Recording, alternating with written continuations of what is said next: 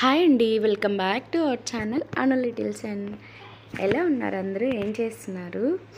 Thumbnail చూస్తే అర్థమైపోయింది కదా, రండి మా అమ్మ వాళ్ళ ఇంటికి వెళ్దామని. ఏం లేదండి, మా పెద్ద అబ్బాయి హాలిడేస్కి ఊరు వెళ్ళాడు. అందుకని చెప్పి ఇంకా స్కూల్స్ ఓపెన్ అయిపోతున్నాయి కదా, బాబుకి అయితే జూన్ 12 నుంచి స్కూల్ ఓపెన్ అవుతుంది. అందుకని తీసుకురావడానికి అయితే వెళ్తున్నాము. ఇంకా వెళ్తూ సరదాగా ఒక వ్లాగ్ అయితే తీశాను. ఎప్పుడు టిప్స్ వీడియోస్ వస్తుంటాయి, ఏంటబ్బా వ్లాగ్ వచ్చింది అనుకున్నారా? అప్పుడప్పుడు వ్లాగ్స్ కూడా వస్తుంటాయి. మన ఛానల్ని ఎవరైనా కొత్తగా చూస్తున్నట్లయితే సబ్స్క్రైబ్ చేసుకోండి, వీడియో నచ్చితే లైక్ చేయండి. ఇది వచ్చేసి సంగం దగ్గర ఉండే శివాలయము, ఓల్డ్ శివాలయం అండి. ఇది చాలా బాగుంటుంది, సంగమేశ్వర ఆలయము. ఇది పెన్నా నది ఒడ్డునే ఉంటుంది. ఇదంతా పెన్నా నది. అంతకుముందు కంటే ఇప్పుడు ఈ మేకపాటి గౌతమ్ రెడ్డి బ్యారేజ్ కట్టారు కదా, అప్పటి నుంచి చాలా బాగుంది ఇక్కడ వ్యూ. అయితే కొంచెం వర్షం పడేలా ఉంది, అందుకని చూడ్డానికి చాలా బాగుంది కదా. మీకు నచ్చిందా? ఇది కట్టిన తర్వాత చాలామంది హెల్ప్ అయింది చాలామందికి. అంతకుముందు అయితే చాలా ఇబ్బందిగా ఉండేది అక్కడ వెళ్ళి రావడానికి వారధి పైన. సంగం నుంచి కరెక్ట్గా 15 మినిట్స్లో అయితే మా ఊరు వచ్చేస్తుంది. ఇదో ఫైనల్గా మేమైతే ఊరికి రీచ్ అయిపోయాం. ఇది రోడ్లో, ఇక్కడ నుంచి ఒక 5 మినిట్స్ అయితే పడుతుంది లోపలికి వెళ్ళడానికి. ఇదో చిన్న అబ్బాయి, నేను, మా వారు ముగ్గురం అయితే వెళ్ళాము. ఇంకా ఊర్లోకి వెళ్ళిపోతున్నాం. మా ఇల్లు కూడా వచ్చేసింది.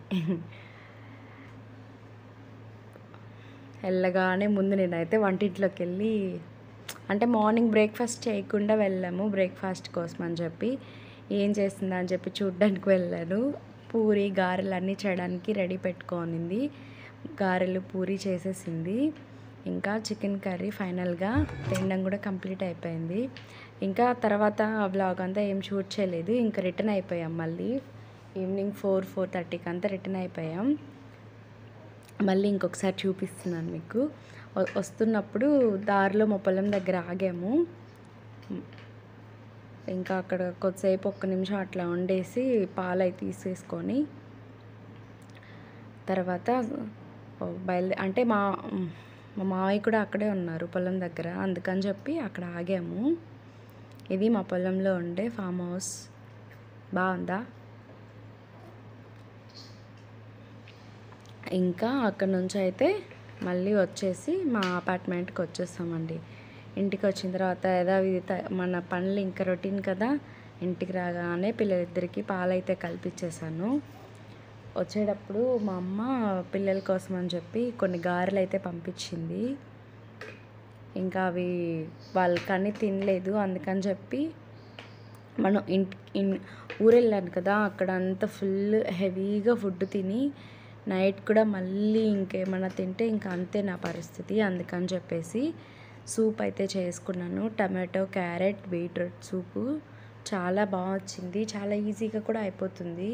ఏం లేదు, కొన్ని జీలకర్ర, ధనియాలు, ఆవాలు, మిరియాలు, కొంచెం దాల్చిన చెక్క, లవంగాలు, బిర్యానీ ఆకు కూడా వేసుకోవచ్చు ఉంటే, కాకపోతే నా దగ్గర లేదు అందుకే వేయలేదు.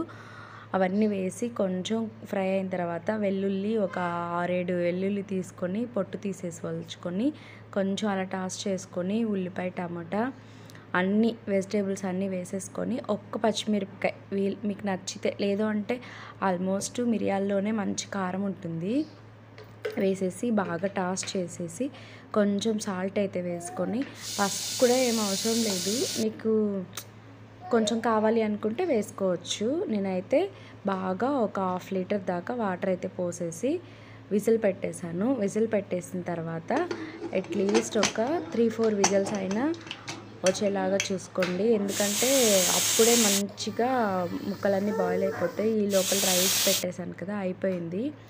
పిల్లలిద్దరికి రసమన్నం పెడదామని రైస్ అయితే పెట్టేశాను. ఏదో బాగా ముక్కలన్నీ బాయిల్ అయిపోయాయి.